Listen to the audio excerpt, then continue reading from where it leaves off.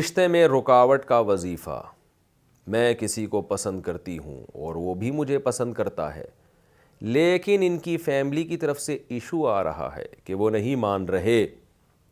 इस सिलसिले में आप मुझे कोई वजीफ़ा बता दें ताकि मेरा ये रिश्ता हो सके। फैमिली वालों ने आजकल इतनी बड़ी कबाब में हड्डी बने हुए हैं ना मुख्तलिफ़ घरों में कि अल्लाह अल्लाह की पनाह। मैं इन फैमिली वालों से कहता हूँ कि तुम अंग्रेज़ों के कल्चर से इबरत हासिल करो। वहाँ लड़का लड़की शादी नहीं करना चाहते, माँ बाप परेशान होते हैं। मेरे पास तो यूरोप से केस आते हैं, अब्बा कह रहा होता है बेटा तू शादी कर ले, जहाँ कहेगा वहाँ करा दूंगा, बेटा कहता है नहीं मैंने करनी नहीं है। और हमारे यहाँ पर क्या मामला है कि इधर बेटा कह रहा है कि मेरी करा दो, वहाँ पे वो शरीफ बच्चा है तभी तो शादी का कह रहा है वो, इसे लड़की कह रही है मेरी शादी करा दो, शरीफ बच्ची है तभी तो डेटे नहीं मार रही और तभी तो वो बॉयफ्रेंड बना के नहीं बैठी हुई है। लेकिन माँ बाप की अकल को मातम करने का दिल चाहता है, वो खाम में रुकावट डाल रहे होते हैं, अपने इख्तियारात का नाजायज़ फ़ायदा उठा रहे होते हैं। तो वालदैन पर यह लाजिम है कि लड़की कहीं निकाह करना चाहती है या लड़का कहीं निकाह करना चाहता है तो उनके दरमियान वो रुकावट ना बने।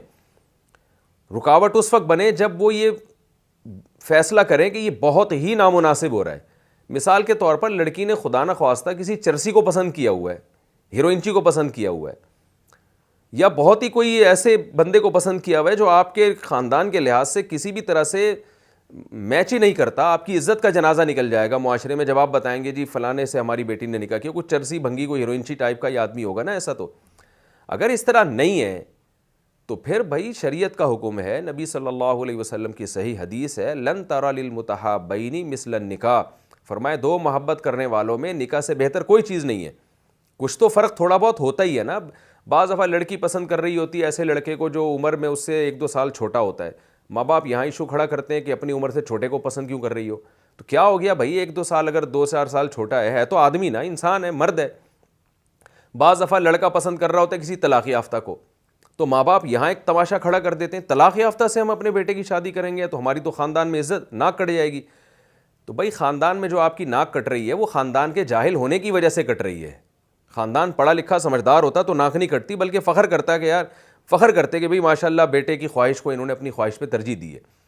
तो ख़ानदान को भी देखें, वो ज़रा कुछ सेंस वाला ख़ानदान है या वो भी आपकी तरह ही, माज़रत के साथ, वो भी आपकी तरह बेवकूफ़ है।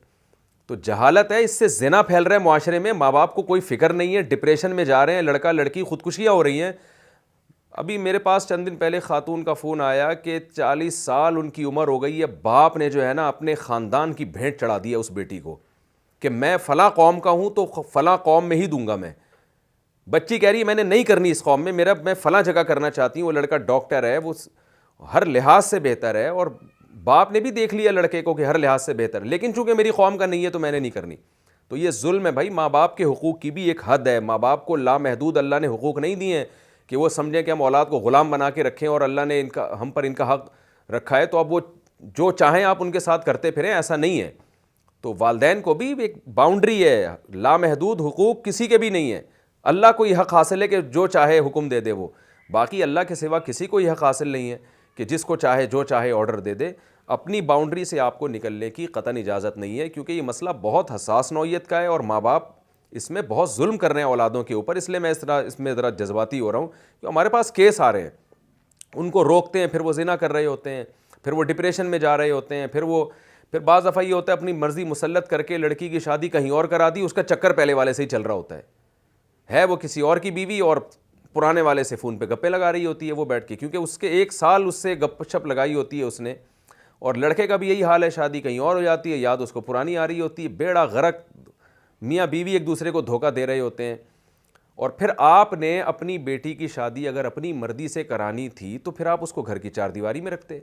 आपने उसको को एजुकेशन में एडमिट करवाया उसका, जहाँ वो 10 किस्म के लड़कों को दर्जनों किस्म के लड़कों को देख रही है, प्रोफेसरों को देख रही है, टीचर्स को देख रही है, उसके वो फैसला कर, जाहिर है उसकी भी तो मेंटल लेवल ऊपर हो रहा है ना, उसे भी मर्दों का अंदाज़ा हो रहा है कि कौन किस तरह का आदमी है। फिर आप उस पर इतनी पाबंदी लगा देते हैं कि अगर वो उनमें से किसी एक को सेलेक्ट करती है भाई मैंने इससे निकाह करना है, तो आप कहते हैं नहीं जी हमारा शादी तो हमारी मर्जी से होगी। तो अगर आपने अपनी बच्ची को इतना ज़्यादा अपनी राय उस पर मुसल्लत करनी थी तो फिर आपको उसको घर की चारदीवारी में रखना चाहिए था, जैसे पुराने ज़माने में होता था कि बच्ची ने बुलूगत की दहलीज़ पे कदम रखा, उसको पता ही नहीं, बेचारी ने मर्दों को देखा ही नहीं, बाप फिर फ़ैसला करता था भाई मैं अपनी बेटी की शादी फ़लाँ से करूँगा, फ़लाँ से कर देता था। बड़ी कामयाब शादी होती थी, बच्ची की ज़िंदगी में पहला मर्द आया होता था जिसको शौहर कहा जाता था, वो समझती थी यही है मेरा मजाजी और यही सब कुछ है, तो बस वो बड़ी कामयाब ज़िंदगियाँ गुजरा करती थी। अब ऐसा नहीं है, अब आपने जब बच्ची को एजुकेशन में एडमिट करवा दिया, उसका वो मोबाइल भी उसके पास है, स्मार्टफोन भी है, गपशप भी लगा रही है, फिर आप कहो कि नहीं जी यहाँ तक तो हम शरीयत को फॉलो नहीं करेंगे, यानी उससे जो फ़ोन पे लड़कों से गप्पे मार रही है ना, उसमें तो उसको हम ज़बरदस्ती नहीं। जब शादी की बात होगी, अच्छा शरीयत को यहाँ भी फॉलो नहीं कर रहे, फिर वो भी शरीयत अपनी मर्ज़ी की कि शरीयत में माँ बाप के बड़े हुकूक़ हैं, शरीयत में माँ बाप का बड़ा ख्याल किया गया है, शरीयत में बाप को नाराज़ करके तुम शादी कर रही हो, तो बाप को भी तो चाहिए। हम कभी लड़कियों को मशवरा नहीं देते कि वालिदैन की मर्ज़ी के ख़िलाफ़ शादी करें, कभी भी मैं मशवरा नहीं देता। मैं कहता हूँ जैसा बाप और माँ अच्छा समझते हैं ऐसा लड़कियाँ अच्छा नहीं समझती। लेकिन ये भी गलत है कि वो इसरार कर रही है, वो पीछे पड़ी हुई है और बाप उस पर ज़बरदस्ती अपनी जो ख़ानदानी रसूमात हैं वो ठोंस रहा है, और उसका नतीजा निकलता है कि या तो ऐसी जगह उसकी शादी होती है जहाँ वो पसंद नहीं करती, या उसकी शादी होती नहीं है और वो बूढ़ी हो जाती है। फिर जो ज़ाहिर है जब उम्र ज़्यादा हो जाएगी तो फिर उसको मुनासिब रिश्ते नहीं मिल रहे होते। तो कभी ये लड़की के साथ होता है, कभी लड़के के साथ होता है। तो जहाँ भी है ये जुल्म है, इसके ख़िलाफ़ आवाज़ उठानी चाहिए। ये इस्लाम नहीं है, ये शरीयत नहीं है, ना ये रसूलुल्लाह सल्लल्लाहु अलैहि वसल्लम की तालीमात हैं, और ये सेंस के भी ख़िलाफ़ है। यानी कॉमन सेंस कोई शख्स इस्तेमाल करेगा ना तो उसके भी बिल्कुल ये ख़िलाफ़ है कि आप खामखा में अपनी राय ठोस कर उसकी ज़िंदगी तबाह कर रहे हैं।